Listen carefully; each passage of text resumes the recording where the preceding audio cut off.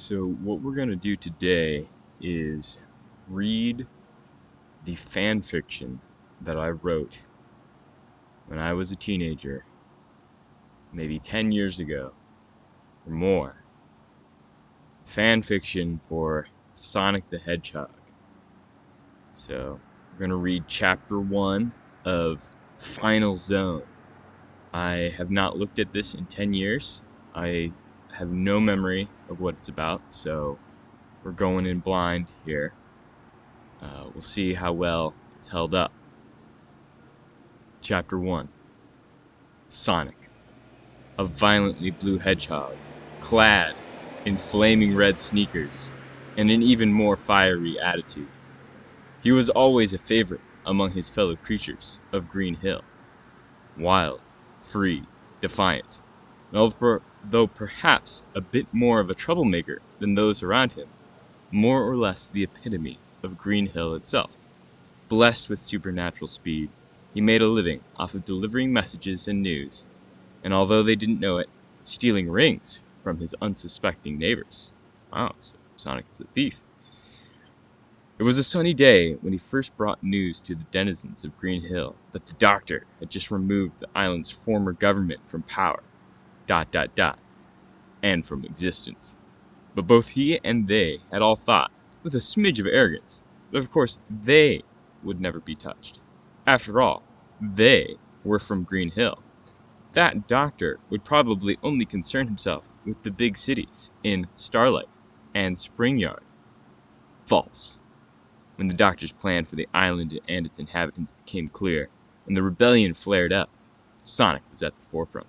He delivered messages, he destroyed robots, and he even bombed factories, all with blinding speed. All of this was sprung from a desire to rebel and stick it to the man rather than help his fellow critter.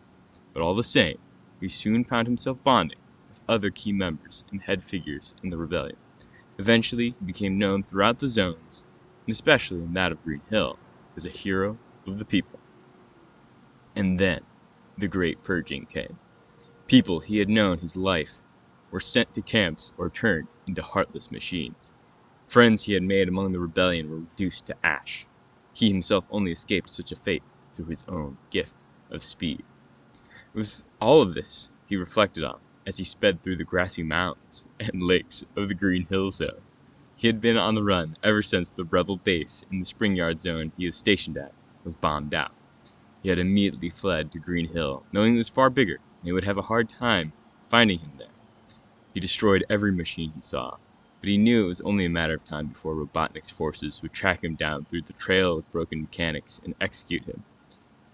There was no way he could hide, but he could certainly run. Grinning, Sonic put on an extra burst of speed and ran through one of his homeland's signature loop-de-loops, happily crushed a crabbot on his way out. He continued in this manner for hours, running, loop-de-loops, and destroying enemies. For a few minutes he considered passing machines by so as to lead astray anyone who came after. So he ran and smashed, and it seemed like it would go on forever. There certainly seemed to be no end to Green Hill Zone.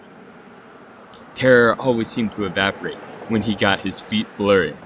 He had fled, panicked from the exploding rebel base. Speed was the only thing that saved him, and it was all he could rely on now. Maybe it was the only thing he ever relied on. It comforted him in a way. The thrill of racing the wind never failed to lift his spirits, even when fleeing the charred remains of his former co-conspirators. Only, this time he wasn't racing the wind. He was racing for his life. Nervously, he looked back as he had over his shoulder for the past hours.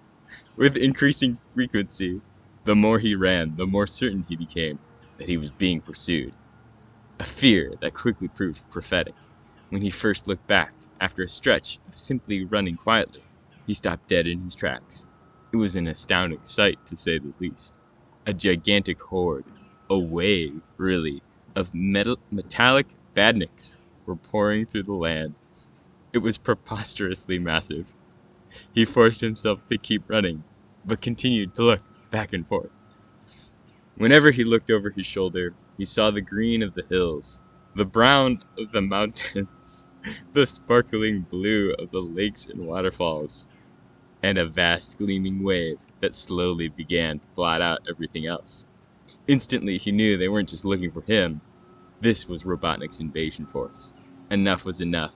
Green Hill's insubordination had gone too far, and now he was throwing the full weight of his forces at them for nothing less than complete subjugation.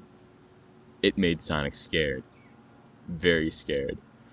The sun was beginning to set, and Green Hill's famous blue sky began to take on a strong orange tinge. It was a mixed blessing. It would be easier to hide from the machines in the dark, but he did not want to be a hunted fugitive in the dark, with thousands of things trying to capture or kill him crawling around. And it painfully occurred to him they would mostly likely have infrared and night vision and all sorts of fancy robot things. Not so mixed after all. Nightfall would probably be his doom. He was tiring as well, and fast. He could run at great speeds for hours, but even he wasn't infinite. With a surprising lack of breath, fear wasn't helping. He found the quickest and best hiding spot he could think of, a convenient cluster of rocks and trees, next to a waterfall. He sped under a bush and lay there for a while, praying the machines wouldn't be too thorough. When he looked around, he realized he was far from alone. This spot was home to a community of animals, exactly the kind of place Sonic had grown up in, and run away from as quickly as possible. Now they all sat silently in the small homes they made out of the trees and bushes, although many turned to stare at him simply. They knew who he was, and they knew the machines were coming. Wordlessly, a family of rabbits led him into their small abode and placed as much as they could find over and around him, a blanket, a basket, a monitor. He was well disguised. Now all he had to do was wait. All right, I'm sort of impressed with my storytelling ability as of age 14 or 15 or whatever this is. Definitely some bizarre redundancies and word choices just sort of in the flow of sentence structure.